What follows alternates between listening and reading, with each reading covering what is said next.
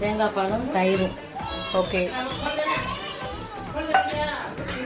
So இப்போ தேங்காய் பாலும் தயிரும் மிக்ஸ் பண்ணி கொஞ்சம் தண்ணி ஆட் பண்ணி போடுறோம். பால் கொஞ்சம் கம்மியாகவே. ஓகே.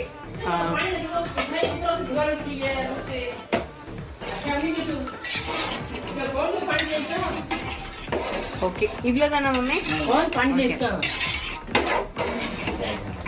இந்த ப்ராசஸ் வந்து அவ்வளோதான். இப்போ வந்து நாங்கள் வந்து அரிசி ஆட் பண்ணிட்டோம் ஃப்ரெண்ட்ஸ். ஆமாம், இப்போ நெக்ஸ்ட் என்ன? So friends, finally biryani ready. பார்த்தீங்களா எப்படி எங்கள் அம்மா எடுத்துகிட்டு இருக்காங்கன்னு? செம்மையாக இருக்குல்ல பார்க்க. ஸோ நீங்களும் ட்ரை பண்ணி பார்த்துட்டு எப்படி இருக்குன்னு மறக்காமல் கமெண்ட் செக்ஷனில் சொல்லுங்கள். பாய்.